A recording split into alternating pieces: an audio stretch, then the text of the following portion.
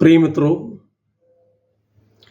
आदिम कलीसिया की सबसे शक्तिशाली विश्वास घोषणा थी, मेरे प्रभु मेरे ईश्वर। इसके पीछे संत थॉमस के हृदयोद्गार की गूंज सुनाई पड़ती है। संत थॉमस को संदेही थॉमस कहना एक फैशन जैसा बन गया है, किंतु ऐसा कहने वाले लोग सच्चाई की गहराई तक जाना नहीं चाहते। पुनरुत्थान के दिन जब प्रभु ने शिष्यों को दर्शन दिए, तब थॉमस अनुपस्थित था। बाद में जब अन्य शिष्यों ने उससे कहा कि हमने प्रभु को देखा, तो थॉमस का दिल टूट गया। वह एक बच्चे की भांति रो पड़ा और जिद करने लगा कि प्रभु को देखे और उनके घावों को स्पर्श किए बिना मैं विश्वास नहीं करूंगा। एक सप्ताह बाद प्रभु दर्शन देकर थॉमस से कहते हैं कि आकर मेरे घावों का स्पर्श करो। अब थॉमस को ऐसा करने की आवश्यकता नहीं थी और उसके हृदय की गहराई से विश्वास की यह उद्घोषणा निकली, मेरे प्रभु मेरे ईश्वर।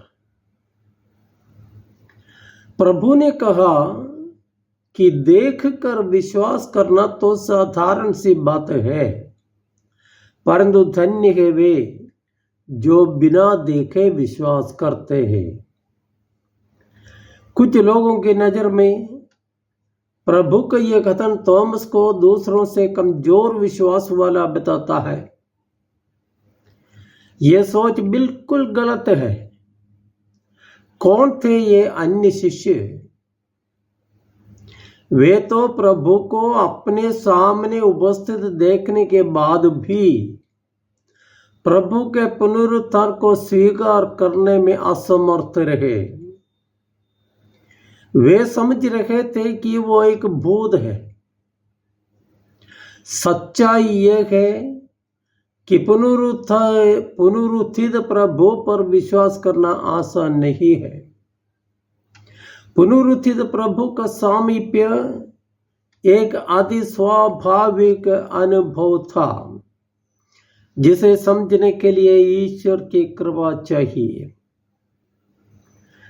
जब प्रभु ने कहा कि धन्य है वे जो बिना देखे विश्वास करते हैं, तो वे थॉमस को नहीं डांट रहे थे, बल्कि भविष्य की पीढ़ियों की तरफ इशारा कर रहे थे। यह भी नहीं, भविष्य में उठने वाले अनेक सवालों का उत्तर भी थॉमस की विश्वास घोषणा में अंतर्लीन था। थॉमस की जिद से ही यह संभव हुआ।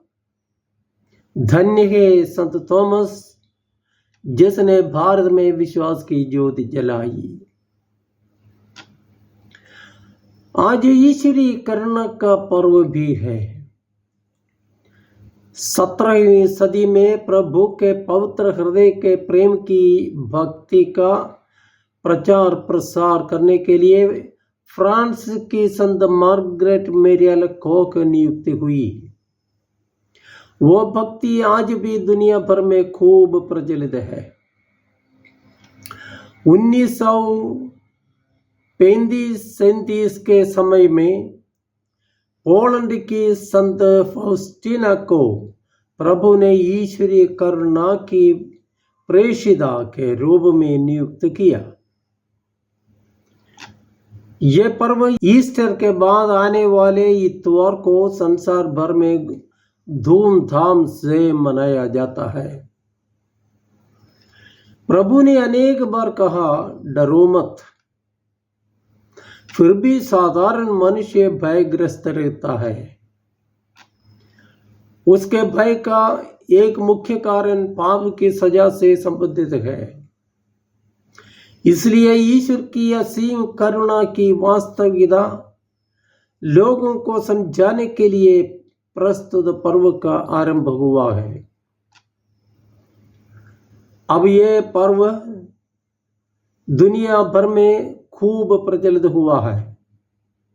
आइए हम ईश्वर के करुणामय प्रेम की गहराई समझने की कृपा के लिए हम प्रार्थना करें। जय यीशु।